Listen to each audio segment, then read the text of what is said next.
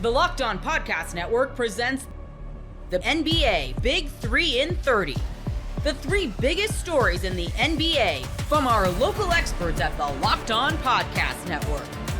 We bring you the real story, why it matters, what's next, who wins the big game, and more, all in 30 minutes. The NBA Big 3 in 30 starts now with the biggest story in the NBA. The Lakers are reportedly on the verge of signing Marcus Smart after a buyout. You are Locked On Lakers, your daily Los Angeles Lakers podcast. Per Shams Charania of ESPN, the Lakers are on the verge of signing Marcus Smart after a buyout with the Washington Wizards. Once he clears waivers, which everybody is expecting will be the case, he is going to sign with the Lakers on a reportedly 2-year, $11 million deal.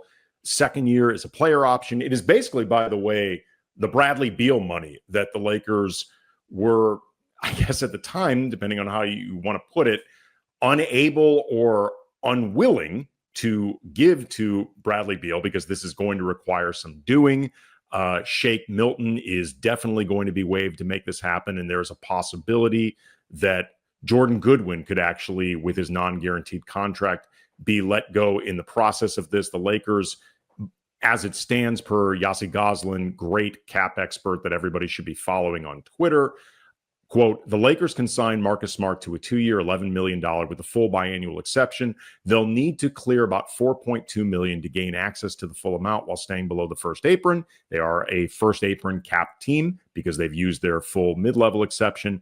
Shake Milton and Jordan Goodwin are on non-guaranteed contracts. So the implication is there, without some type of consolidation deal, Shake Milton, who everybody expected to get waived one way or another, non-guaranteed, was not going to be with the Lakers past July 20th, but Jordan Goodwin could be a casualty in all this as well. We shall see. But as far as the signing of Marcus Smart, he is somebody that has been linked to the Lakers for a while. In the case that he and the Wizards did end up agreeing to a buyout, which felt very likely to a lot of people observing the league, because the Wizards have a lot of players on guaranteed contracts and they were going to need to make some trades or make some waivings, something to get themselves roster legal.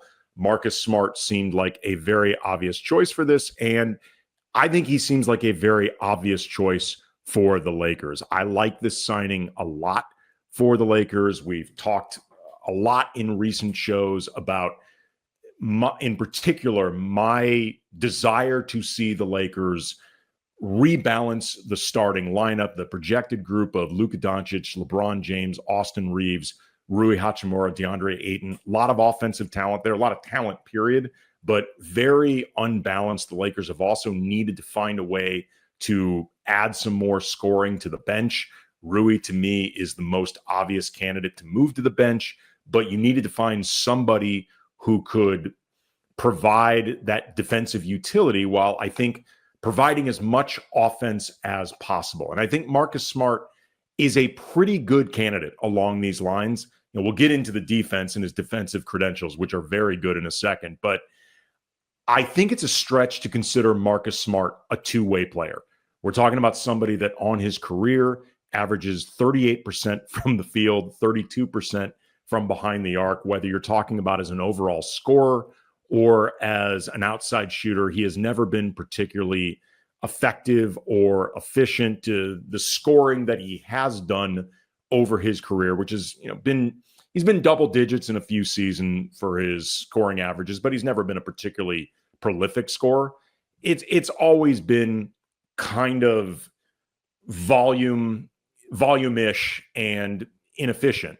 But where I do think Marcus Smart, I wouldn't consider him a two-way player, but I think he could be rightly considered a 1.5-way player, because there are certain things that he does help an offense with, in particular as a playmaker. He averages 4.6 assists on his career per game, per 36 minutes. And I think this matters because the last couple seasons with Memphis, and then especially with the Wizards, his minutes went down.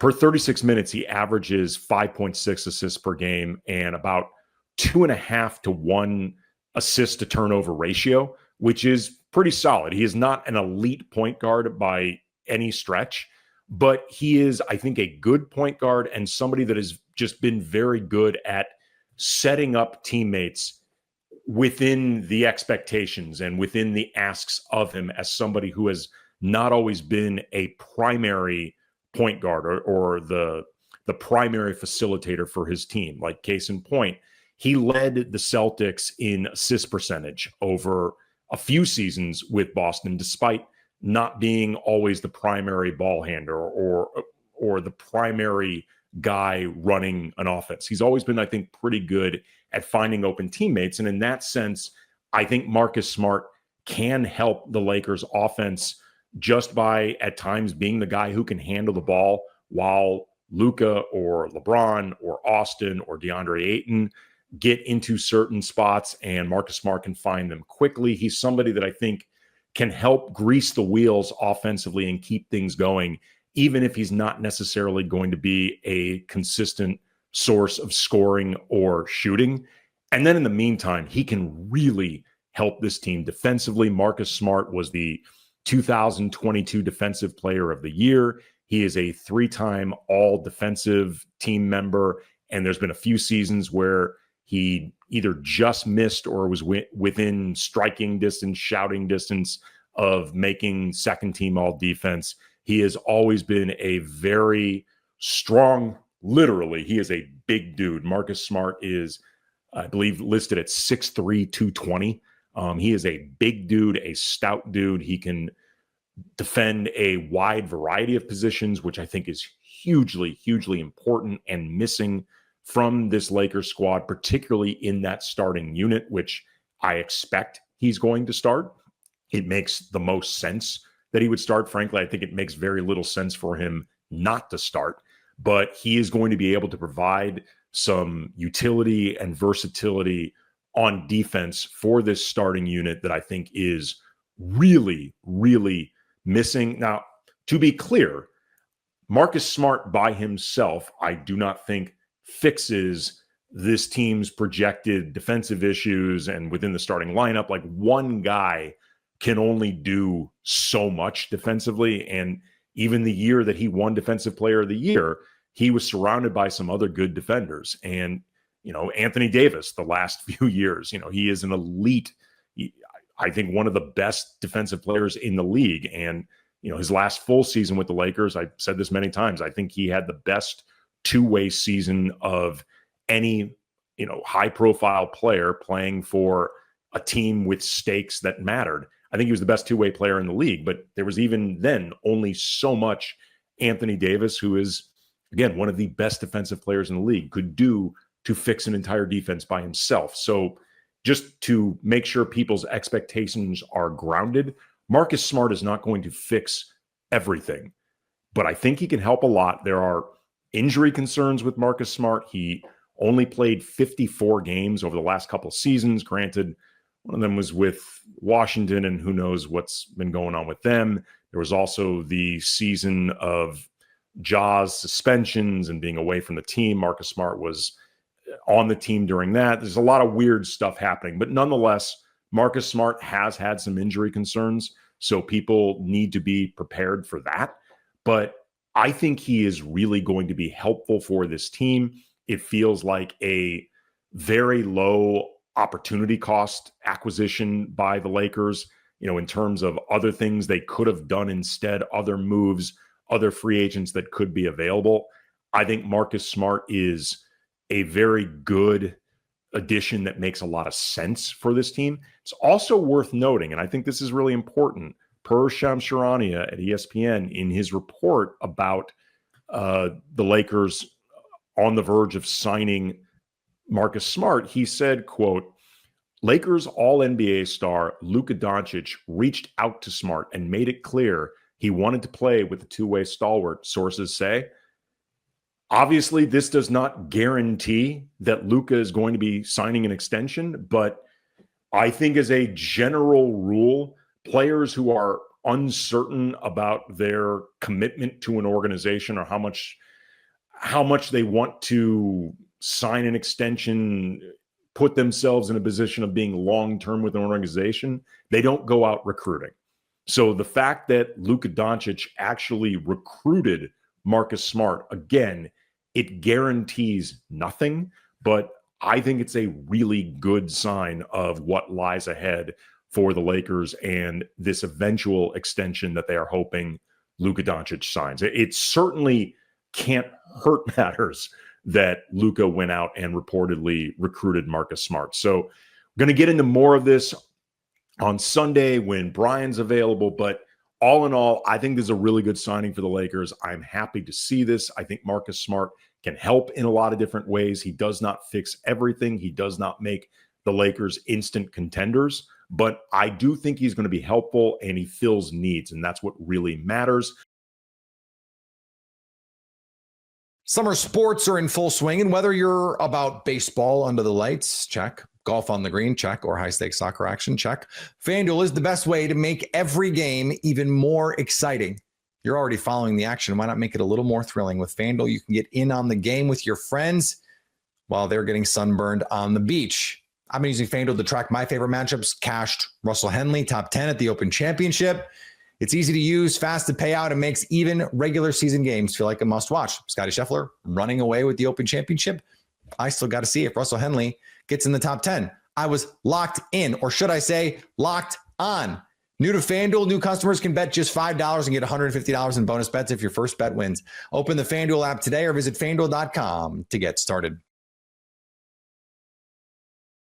Pelicans rookie Derik Queen is sidelined for 12 weeks after surgery. You are Locked On Pelicans, your daily New Orleans Pelicans podcast. We'll get into Derik Queen in a minute here and, what this injury means for his offseason, when we're likely to see him return, all of that. But I want to start with the the injury just in general and what Joe Dumars needs to do here. I'm going to refer to this collectively is just the medical team. There's a player performance and care team. There's a separate kind of medical staff from this. We're going to get into all of that here. And I want to start with this. I don't know if anyone's actually to blame for this injury. The way, the longtime everydayers have heard me say this before. Sometimes you can just have really rotten luck and there's not much you can do about it. The team has revamped even recently the player performance and care team that's supposed to help with like injury prevention, injury recovery, and all of that. But sometimes guys go out, get hit on the hand. We'll talk about that with Derik Queen in a little bit, and just get injured. And it's as simple as that. And, per the Pelicans PR email, Derik Queen underwent successful surgery to address a torn scapholinate ligament in his left wrist. The surgery is provided by Dr. Stephen Shin in Los Angeles, California. It occurred in the game against the Portland Trail Blazers. He will be reevaluated in approximately 12 weeks. Look, sometimes just injuries in the middle of a game happen, right? Broken bones happen, injuries happen, and there's not a lot you can do about it. It might seem like it's got to be on the Pelican staff for these just keep happening, and certainly things keep happening, but it can, and I'm not saying it is because I don't actually have an answer to this, it can also just be rotten luck, right? You can flip a coin 100 times and it comes up heads every single time. Is it likely? No. Is it possible that it can happen? 100%. And that's kind of how I view some of this stuff, right? When it comes to whether they need to be big changes here or people aren't doing their job, none of us actually know. I don't know. No other media people really know because we don't see that, and teams aren't going to release all of that information when it comes to the data they have on injuries and what could be done and all of that stuff, right? What I know is this team has some rotten luck when it comes to injuries. And that's enough for me to say this, right? Even with recent revamps and other things. And look, Oshner's not involved in this whatsoever, so I'm not going to get into the stuff with that. They're kind of used as a boogeyman here that I don't think is valid. It's just what it is, right? What I think matters here is perception more so than anything else. And the perception is not good. Regardless of anyone's actually at fault with the player performance and care team, the medical staff here in New Orleans, for all of the injuries that keep happening to this team. And I'm not calling for anyone to be fired, right? But look, the perception's bad. And the perception to others outside the organization matters, whether it's free agents, whether it's just future draftees or future player agents, right? It does not look like you want to come to this team because you might get injured. There was a great joke that I saw about this that I'll repeat in the next segment here. That perception matters, and the perception around this team does need to change. And so Joe Dumars probably needs to shift his focus from the roster towards getting this stuff kind of resolved, right? They might need to just make a change for the sake of making change, in a sense, so that people think this team isn't okay with just injuries piling up. Even this, right? Like the Pelicans rookie who they traded up to get and gave away next year's future pick unprotected couldn't make it through 3 preseason summer league games. Again, it might not be anyone's fault. I don't know if it is. But like, my goodness, is this not the most Pelicans thing ever? And is that not exhausting? Exhausting.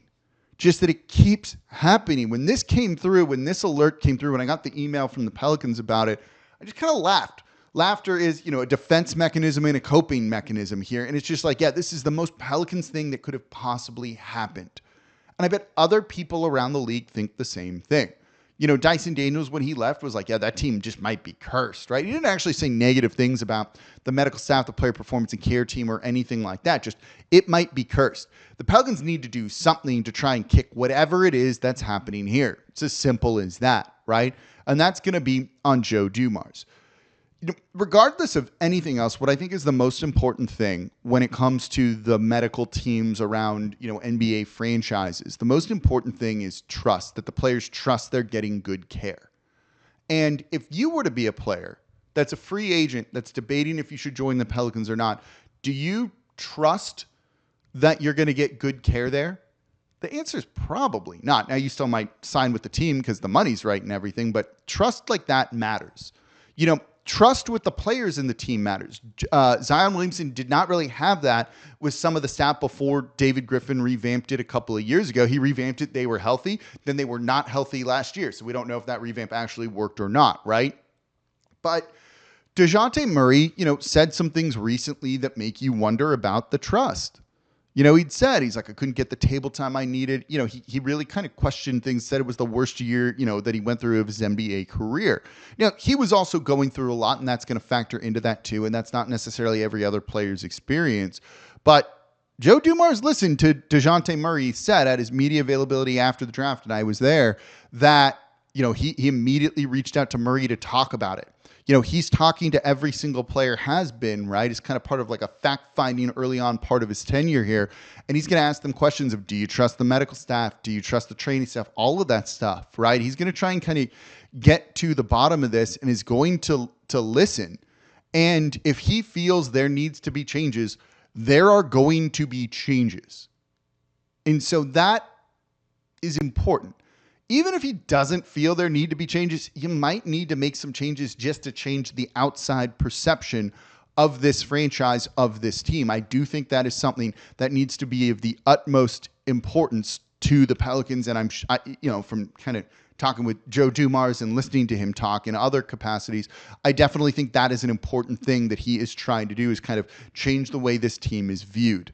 But right now, with this injury to Derik Queen, kind of on the heels of that Murray interview, in just the past years of stuff, right?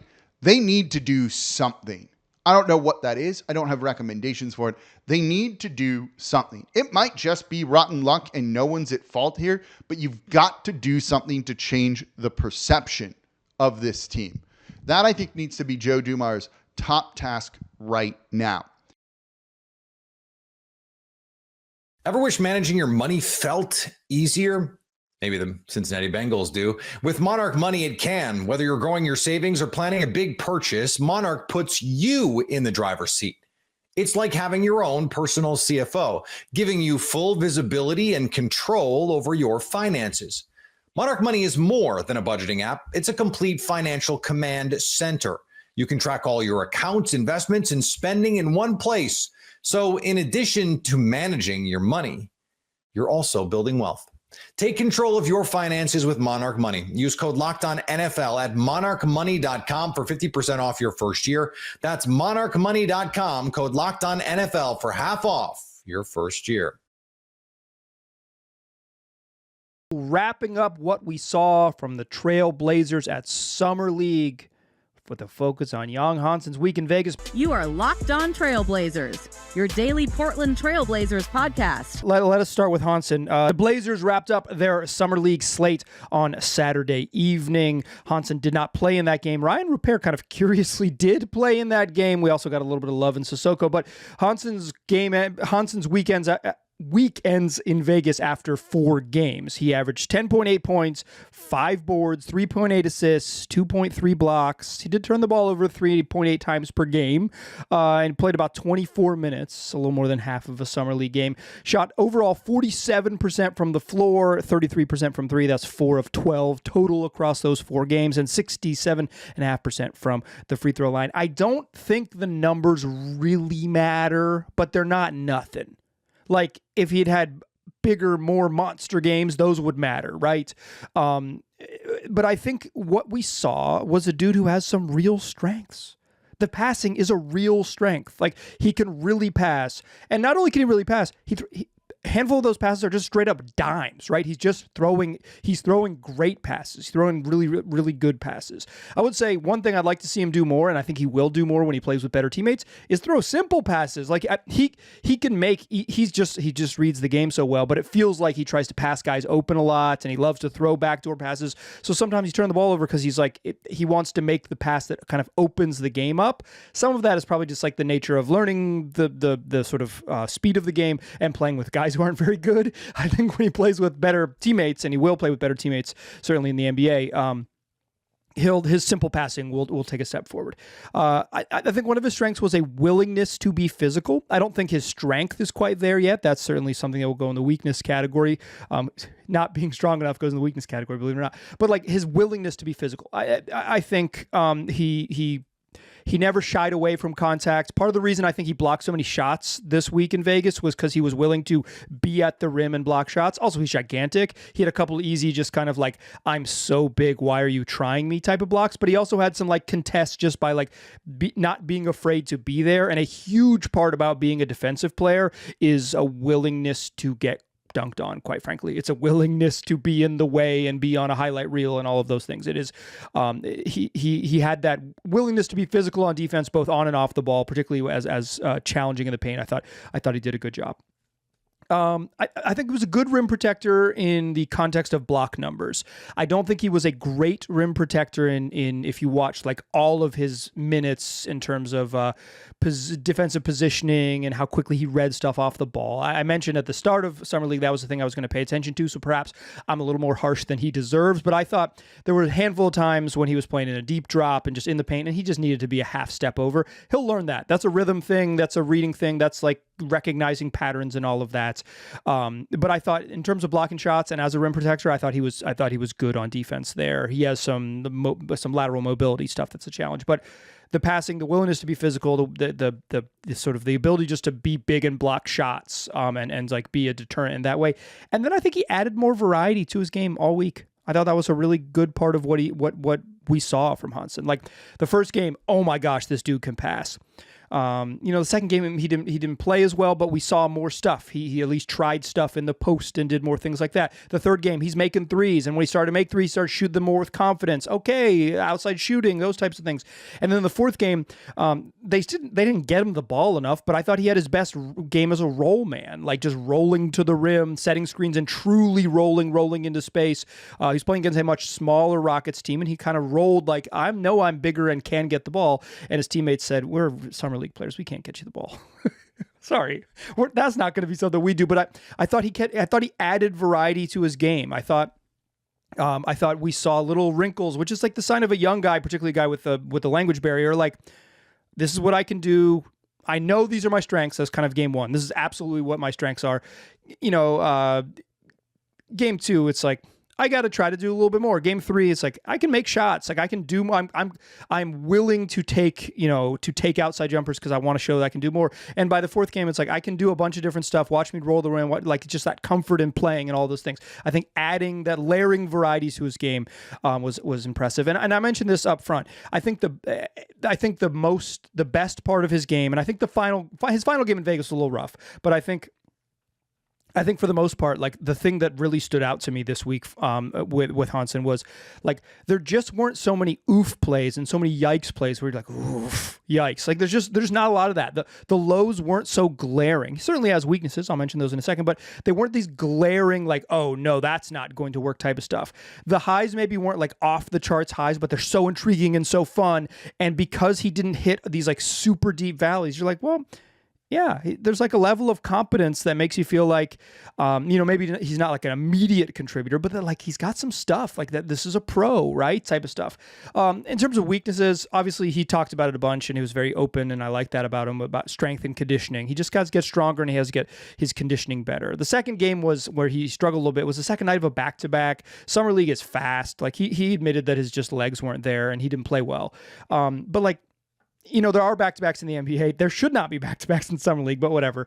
But yeah, like he part of his journey getting older and like growing up in the league and also like transitioning to the league is like getting with NBA strength guys, getting with the Blazers H&P, that's health and performance team, and just like getting stronger, getting your wind better, getting your cardiovascular strength up, and like just like being able to play longer stretches and be able to use your strength. Because I thought his post game never really shined in Summer League because he just wasn't strong enough against the strongest post defenders to really like get to where he wanted to go.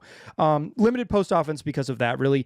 I don't think we saw a lot of him as a roll man. Like he had one roll dunk where it's like highlight dunk where it's like, yes, that's sick. That was, super fun, right? And he had a couple in the fourth game, including a little scoop layup. And he had some really fun off the dribble plays. Like his ability to dribble at his size is really intriguing. I don't think I hammered that enough in the strength section. His ability to dribble and pass at his size is really intriguing. The skill level is interesting. But like, I don't think he showed much in the pick and roll as a roll guy, but that has so much to do with his teammates. This particular flavor of dudes were unable to get him the ball, maybe unwilling to get him the ball in some situations. It's just they weren't any good. They weren't any good as pick and roll operators. Some of them were okay. So, well, I think it would be foolish to watch this week and like stamp these performances as proof of anything. Like I think that like you got to remember the Nick Batum, Josh Selby part of this, right? It's like, what you saw, and he's got some stuff. But like speaking very definitively after this, it's like what we saw was the outline of an NBA player. It's like, okay, yeah, let's see what that like sort of finished product looks like. I wouldn't stamp this as proof of anything. But I will say it left me feeling, and I think probably you at home, certainly a lot more positive than apprehensive, right? The next transition, like obviously like Summer League is a big jump from the CBA, and the NBA is a massive jump from Summer League. That next transition will be tough for him too. But the early signs from Hansen are that like, I'm just like, I'm really intrigued by what he can build on because of his just sheer size and sheer skill level, what he can build on. I mentioned this before, that's like, I talked about this with friends when you're going to like, if you're going to a gym to watch a specific player, one of the tests that you should ask yourself is, if there were no names on the back of the jersey, if I was just watching the game with just like, okay, I'm here to watch a basketball game, who would stand out? And I think Hansen passes this test really well. If you didn't know anything about the pre-draft process, right? If you didn't know that he was a projected second round pick, and you didn't know that the Blazers took him 16, you didn't know that, that he was, that was widely considered like a big reach on draft night from many of the sort of draft prognosticators. If you didn't know any of that information, and someone told you, like, hey, that guy, what do you think of 16? He said, yeah, he looks pretty good. And they said, oh, and then they said, oh yeah, that's their first round pick in this draft. You say, oh yeah, duh, like for sure, he looks like that. Like he looked like the Blazers' best player. Like he was the most functional part. Like he kept the offense humming. That has a lot to do with who came in after him for sure. But like he was the most productive player. I think the question here is like this was good, this was fun, this was intriguing. What has he become? And that's a question we'll answer a bunch moving forward, like not only in the coming months but in the coming years as Hansen like grows in this organization.